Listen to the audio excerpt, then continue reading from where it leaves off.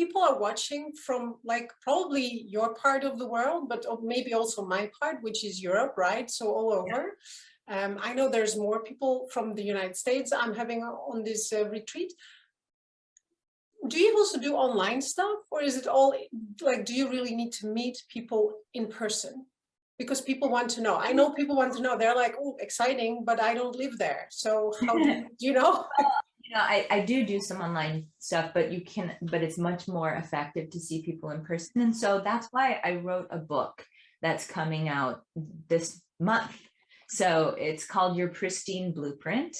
And it's really looking at lifestyle practices that you can do on your own to enhance resonance with your blueprint.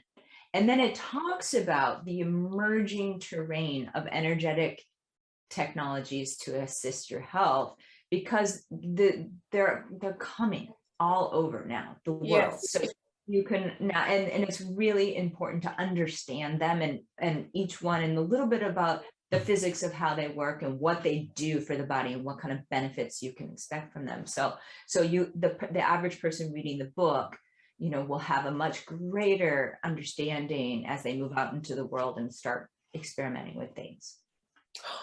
I'm so excited about this. It's like, well, it's so good though, because I do a lot of on soul, but I know the physical body, it's our vessel. So if we can optimize it, and if we understand which foods, and we go beyond the emotional habits we have and beyond, like, do you know how exciting that is? We all know we could live forever, basically. That's possible, talking about the new human.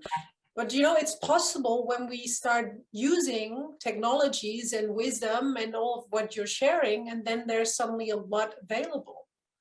Exactly. And I even think about framing in your mind basic things as technologies. Like food is a technology.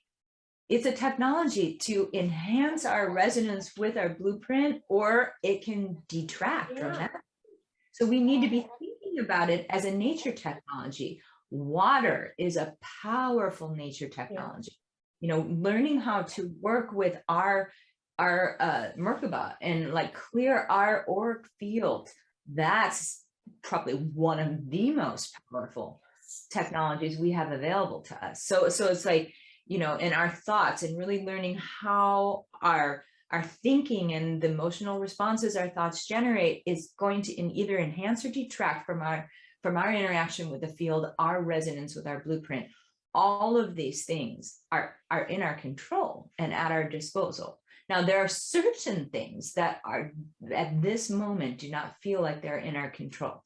For example, like the chemicals that are being dumped into our environment, or the kind of powers that be that are like going forward with 5G and Wi-Fi and these things, and they're some people are aware of this and really against it, but yet feel a little powerless to do anything about it. So one of the other kind of driving reasons for living for me on this planet is to try to help do my part to help raise consciousness, so that we can really be all begin to understand that we are all basically part of one thing.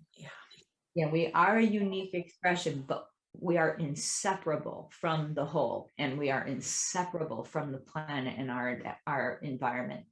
And if we do anything that harms anything to anything on this planet, we're harming ourselves as well. And we need to kind of get that and get it quickly. So I think that we need to do everything we can do right now for our own health, and then really work on kind of elevating the vibration of our consciousness so that we can influence the collective.